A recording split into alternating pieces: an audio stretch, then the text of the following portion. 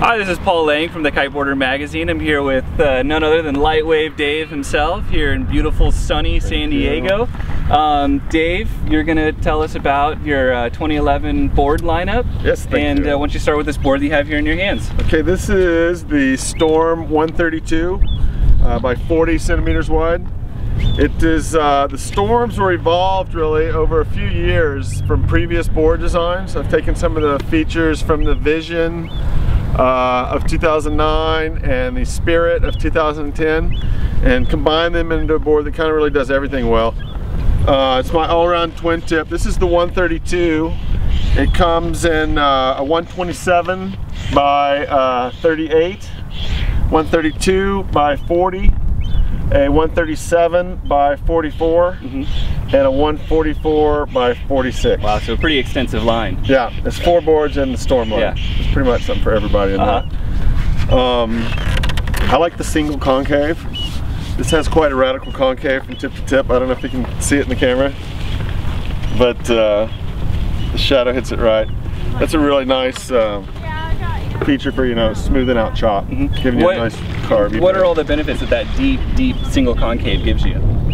Yeah, I think the main one, you know, it just like makes it feel like you're riding on rails when you're riding, you know. On a flat bottom board, you feel like you chop more if you're just kind of riding off the fin, but with the concave, somehow it just smooths everything out really nice. Right. It gives you a lot of load too when you really edge. Acts like you have bigger fins than you really do, I think, when you have a nice sharp turn right there. Then of course the edge is flat before it gets to the drop off for the concave. Right. So you don't catch an edge. Why don't you talk a little bit about the outline, because it's got a pretty unique outline here where right here it straightens out, doesn't it? Yeah, this was taken from the Vision board, and last year our board was, the Spirit was a little bit rounded all the way through, and most boards are. But with this flat spot with parallel rails here, just for about 16 inches, it really seems to smooth your ride out when you're headed upwind. It doesn't do this porpoising effect, and you just lock in and go upwind really good. So that's kind of the theory behind that little section, just a little upwind cheater. But having the concave makes a huge difference. Yeah, nice single concave is good. All the way through the tips, huh? Yeah, tip to tip. If you look at it on the CNC machine, you can see actually a dome in this part of the deck, you know, because the curve is so thin. Let's talk a little bit about these tips here. I know that you call these your torsion bars, and this was something you came up with last year, on your boards last year? Yeah. What's the purpose of these? Okay, these are in all my boards. And what this does is you can let the board flex or not flex depending on which direction these are running. You see here where the board thins out for a little more flex in the tips, we also add some torsion bars in this direction to hold some of the rigidity while losing the weight in the tips. But then you see in the 90 degrees to that, we have these torsion bars running through the very tip. And what this does is it keeps your board from flexing so much side to side this way. It's very stiff. So when you're getting back on your edge really hard, you want that to still dig in. You don't want it to flex off and cause you to slide out. So that's what those are for. Having a real thin, light board, it's going to still flex in this direction, but not so much in this direction. Cool. Kind of the same quality you want in a snowboard too. Right. Yeah. Now what's this material that the board is made out of? Because it feels a little bit different than I've seen. It's a very cleanly finished board. The skin that we print the graphics are all digitally printed on TPU. Don't ask me what that stands for, but it's a plastic. It's semi-soft, and so it adheres real well to resins. No problems with delaminating or anything. We use a Polonia wood core. You can see here through the logo. Through the window, and that we'll show you some Polonia here in a little bit. Right. But that is a really good material to use. It machines well. It's nice and light. It's like balsa, but it's available in Asia. Cool. And so all brass and nickel-plated inserts with triaxial weave. I got a sample of that too. Triaxial weave fiberglass. Now, what kind of rider is this board for? Now, this is your all-around twin tip. Yeah, all-around twin tip. Really, the biggest one is suitable for beginners.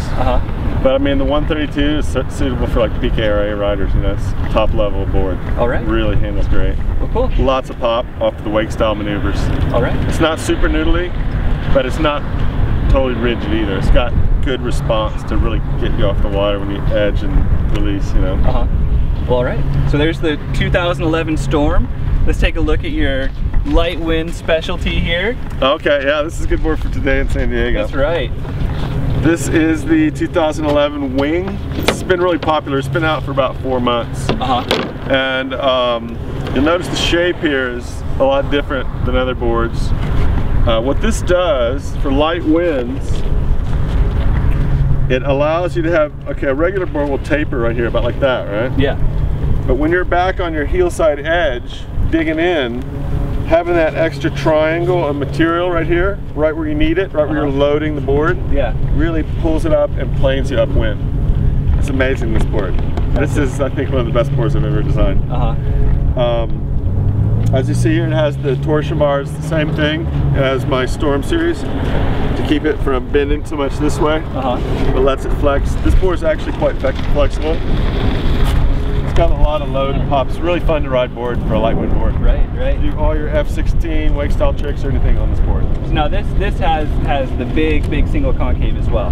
Yes. You can see here maybe in the light. Big deep dish single concave. So this board actually works great in real world conditions. Some light wind boards are made for just dead flat, like we have here today. It's really flat. But a lot of times you get light wind with wave chop and all kinds of stuff. This board handles great in you know, waist high chop. All right. So it's really fun, this board. How about the fin placement on here? What drives putting the fins here and here? That helps maximize your light wind ability.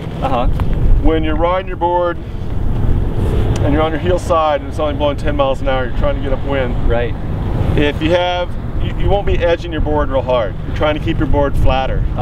And that way we can get more fins in the water. Gotcha. To try to hold your line a little bit rather than the edge. Once you're up on your edge and you're cutting, you know, fins don't make that big a difference anyway. All right.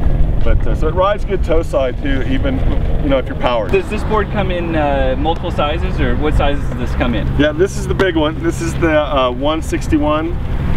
It also comes in a 153 and a 146. Okay. For the little guys. You know, I recommend this one for people over like 200 pounds. Okay. You know, the 153 for like, you know, 170 to 190. And the small one for, you know, girls or smaller guys, you know, that need a light wind board. Right. Now, for the super light wind, a lot of people seem to be gravitating towards like race boards or the free race boards. You know, what do you think about a board like that versus a twin tip light wind board like this? And how light can you go and out on this board?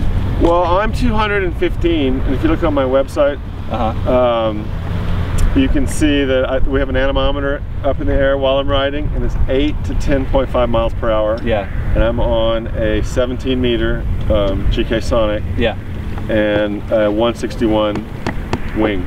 It was last year's model. But I'm staying upwind, riding toe side, having a good time in 8 to 10 and a half. Wow. Now that, you have to be a pretty good kite flyer. I mean, your kite's barely at 8. You have to down loop it and get it going, you know, but I think it's, for my style, it's more fun to ride a twin tip that I can do all my wake style maneuvers in, because I don't want to get punished out there in 25 miles an hour doing kite loops. I'm going to do them in 12 to 15, but I'll try all kinds of unhooked stuff then, you know.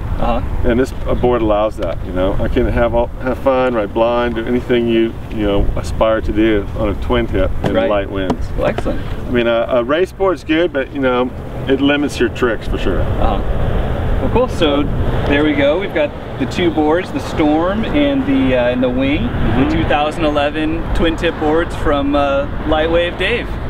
Thank you. It's good to be in San Diego. Right on.